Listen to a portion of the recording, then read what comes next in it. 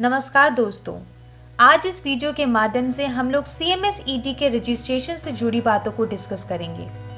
Registration होगा कि नहीं, अगर होगा तो कैसे होगा, पूरा प्रोसीजर जानेंगे डिटेल में, तो बने रहे अंत तक हमारे साथ। सबसे पहले रजिस्ट्रेशन का मतलब समझते हैं।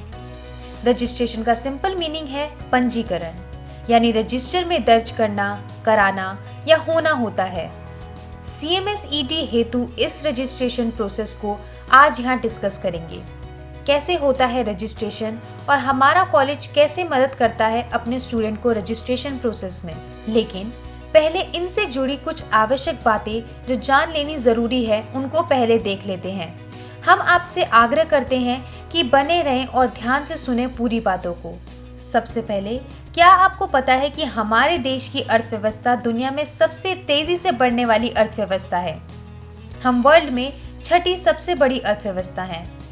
यह आंकड़ा वाकई शानदार उपलब्धि को दर्शाता है।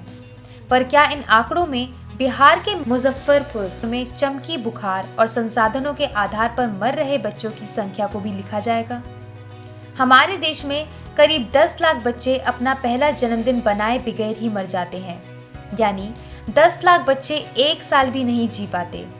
दरअसल दुनिया की बड़ी आर्थिक ताकत बनने जा रहे भारत में हेल्थ सेक्टर की बुनियाद ही कमजोर है। भारत की स्वास्थ्य व्यवस्था डिस्ट्रिक्ट में सदर हॉस्पिटल प्राइमरी हेल्थ सेक्टर के बीच बांटकर चलाई जा रही है। मुजफ्फरपुर की घटना साफ इशारा करती है कि डिस्ट्रिक्ट हॉस्पिटल ही इन तरह की बीमारियों से निपटने के लिए संसाधनों के अभाव को झेल रहा है। तो कल्पना की जा सकती है कि प्राथमिक केंद्र में जो 20 से 22 गांव पर होता है उनकी क्या स्थिति होगी। दरअसल भारत की स्वास्थ्य व्यवस्था डॉक्टरों की बड़ी कमी से जूझ रही है। भारत में प्रति 13,000 की जनसंख्या पर देश में केवल एक डॉक्टर ही मौजूद है, जबकि WHO के अनुसार किसी भी देश में 1,000 की आबादी पर एक डॉक्टर यानी 13,000 पर 13 डॉक्टर अनिवार्य है, जबकि 13 डॉक्टर की जगह पर हमारे यहाँ केवल एक डॉक्टर मौजूद है। मतलब साफ है कि भारत इस मानक में बहुत पीछे है। ऐसा नहीं है कि सरकार कुछ कर नहीं रही है। आयुष्मान भारत सरकार की एक बेहतरीन स्वास्थ्य योजना है। आयुष योजना बीमा करा सकते हैं, लेकिन नए डॉक्टर की नियुक्ति नहीं। इन बातों से जो निष्कर्ष निकलता है वह यह है कि भारत में स्वास्थ्य व्यवस्था केवल MBBS डॉक्टरों की बस की बात नहीं है, और इन बातों को सरकार भी समझ रही है। और यही कारण है कि कई राज्य सरकारों ने अपने खुद के पैसों से यानी गवर्नमेंट एक्सपेंडिचर का इस्तेमाल करके अनुभव के आधार पर प्रैक्टिस कर रहे डॉक्टरों को CCH कोर्स करवाया है, ताकि जो लोग अनुभव के आधार पर प्रैक्टिस कर रहे हैं वे लीगलाइज हो सकें। इसका ताज़ा उदाहरण बिहार है। लेकिन उसके उलट सरकार खर्च पर CCH कराने वाले चिकित्सकों ने सरकार के सामने अपनी मांग रख दी कि गवर्नमेंट ने कोर्स करवाया है और अब सरकार हमें गवर्नमेंट जॉब दे, जो कि जाहिर सी बात है सरकार के लिए इतनी बड़ी संख्या में लोगों को गवर्नमेंट जॉब देना संभव नहीं है। अब आप खुद सोचें कि दूसरी स्टेट गवर्नमेंट इस घटना से क्या सीखेंगी। अनुभव के आधार पर प्रैक्टिस कर रहे डॉक्टर या चिकित्सक अपने खुद के ही दुश्मन खुद ही हैं।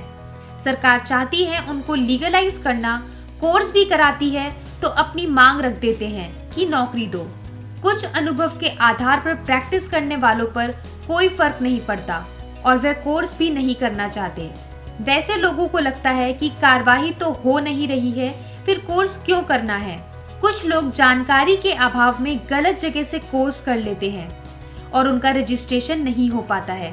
वैसे चिकित्सक कोर्स करने के बावजूद डिग्री सही नहीं होने के कारण रजिस्ट्रेशन में वंचित झोला छाप रह जाते हैं। वैसे डॉक्टर्स या चिकित्सकों को एक बात समझनी चाहिए कि कार्रवाई तो होती रहती है। जिनका दिन खराब होता है उनके ऊपर कार्रवाई भी हो ही जाती है। आप ये सोचे, अगर आपके ऊपर कार्रवाई होती है तो आपके परिवार का क्या होगा? क्या होगा आपके समाज प्रतिष्ठा का? क्या होगा आपके बच्चों के भविष्य का? आपको ये बात समझनी चाहिए कि आप एक छोटे से स्वास्थ्य कार्यकर्ता हैं। यहाँ तो ऐसे भी केस आते रहते हैं कि एम्स जैसे हॉस्पिटल के डॉक्टर पर पब्लिक हमला हो जाता है। आए दिन चिकित्सकों के ऊपर अलग अलग जगह पर पब्लिक द्वारा हमला होता रहता है। तभी तो चिकित्सकों की सुरक्षा हेतु सरकार ने मेडिकल प्रोटेक्शन एक्ट पारित किया, लेकिन बिना डिग्री वाले अनरजिस्टर्ड प्रैक्टिशनर्स को मेडिकल प्रोटेक्शन एक्ट का फायदा ना तो सरकार ही दे पाएगी ना ही कोर्ट। मतलब साफ है कि अगर आपके पास कोई डिग्री नहीं है, यानी आपने कोई कोर्स नहीं किया है, तो केस खराब होना या आपके फंस जाने की स्थिति में कोई वकील या कोई कोर्ट आपको बचा नहीं पाएगा। अब आप समझ गए होंगे कि कोर्स करना क्यों आवश्यक है। मगर कोर्स करने के बाद सीएमओ में रजिस्ट्रेशन या एनओसी उतना ही आवश्यक है। हमारे यहाँ से कोर्स करने वाले स्टूडेंट से हम उनके एरिया के सीएमओ के नाम पर हम एक लेटर या यूं कह ले एक एप्लीकेशन साइन कराते हैं। एप्लीकेशन फॉर रजिस्ट्रेशन और एनओसी एज अ केस में भी। फिर इस एप्लीकेशन के साथ अपने कॉलेज के कवरिंग लेटर और स्टूडेंट को सर्टिफिकेट की फोटोकॉपी रजिस्टर डाक से सीएमओ को भेजते हैं।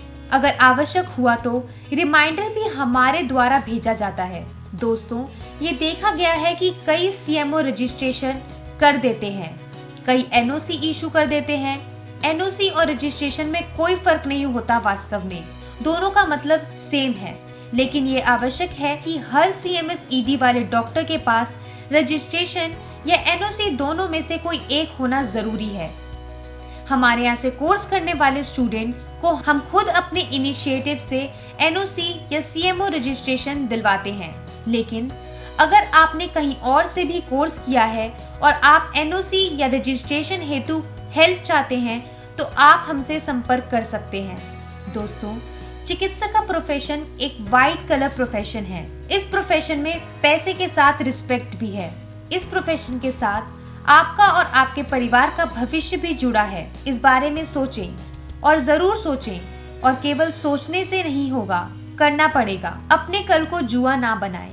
क्वालिफाइड प्रैक्टिशनर्स बने, सीएमएस ईडी कोर्स करें, जहां से मन करे वहां से करें, मगर जरूर करें।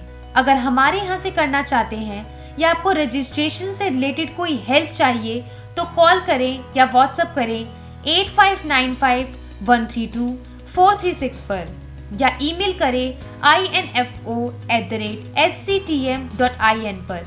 ज्यादा जानकारी हेतु विजिट करें www.hctm.in। धन्यवाद।